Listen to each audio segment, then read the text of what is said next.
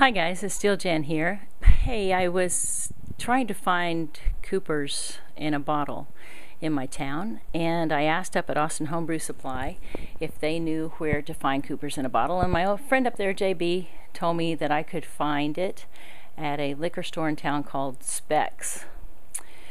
Well, Specs is like 30 miles from my house, but I decided to go ahead and give it a shot and drive up there and see if I could get the Coopers. I wanted to roll for you a little bit of the footage of when I went up to Specs. It was quite an adventure. It's like the third time in my life I'd ever been in a liquor store. So can someone in the control room roll that footage, please? I am at Specs liquor store. Have you ever seen anything like this? This is amazing. I've never seen anything like this. This goes on and on and on and on and on, and it's all full of beer.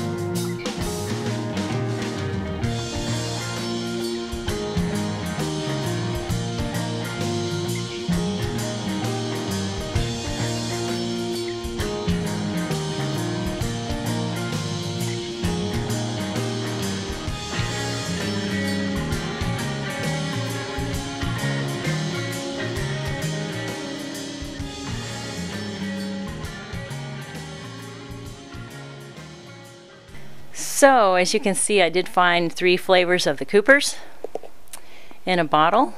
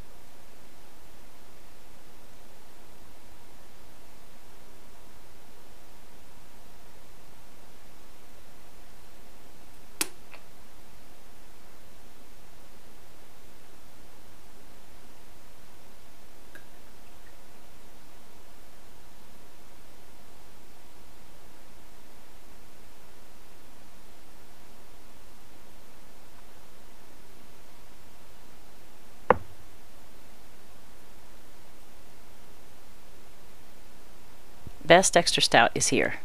Let's see what it's like. And again, this is not a real review. This is just me taste testing. I just smell my malty, molassesy. That's all.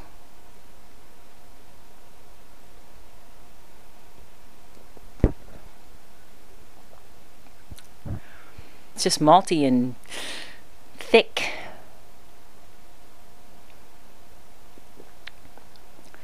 Creamy mouthfeel. That's very lovely. The head is staying on it while we're doing this review, which is nice. Citrusy nose, but it's light, but it's very nice nose.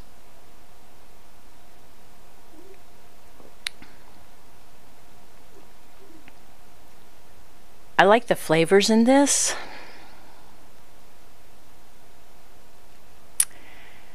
It's a little fruity, it's malty, toasty sort of.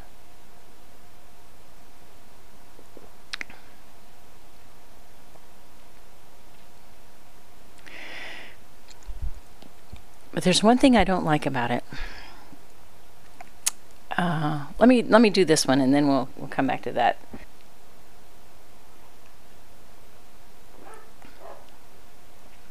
And this is the one I love.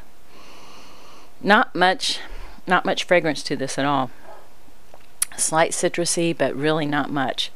But the taste of it is very light, and actually the taste of the, how can I say this? The taste of the guts of this one is very similar to the sparkling ale.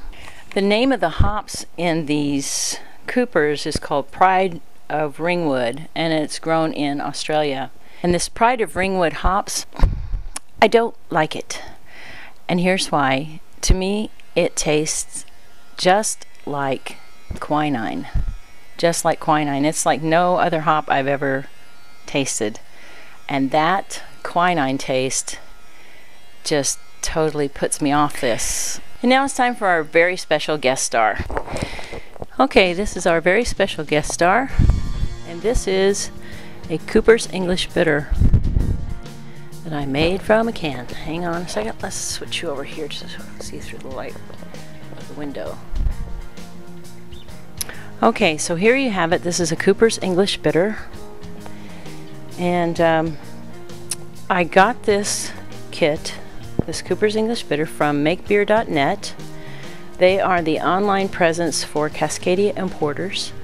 Cascadia Importers imports the Coopers to North America. This would be as fresh as I'm going to get at Coopers without having it shipped straight from Australia. Now, the previous batches of Coopers that I made, they turned out cloudy, they had a lot of off flavors, they had a awful thing happening in them. Now, this one does not have any cloudy at all. It's crystal clear. Smells malty.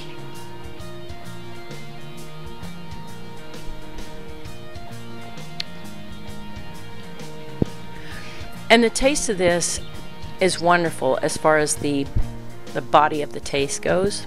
So you can imagine with my previous Cooper's kits, when I got not only cloudy beer, but it had off something happening, and then the quinine hit me, and I didn't know that Cooper's beers tasted like quinine.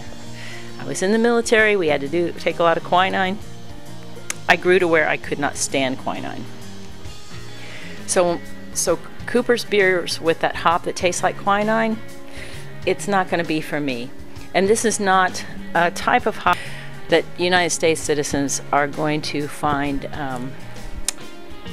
familiar, and you may not like it. So I do not like the hop in this, but the beer itself is exactly the way it should be. It is nice.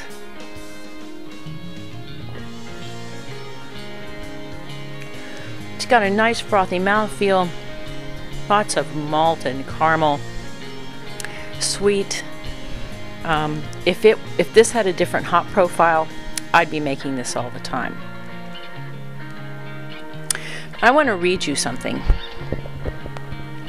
because all these fights back and forth with you can't make good beer out of a can, and all this back and forth is really just it's not helping anyone, and it also may not actually be as accurate as folks would like to say it is.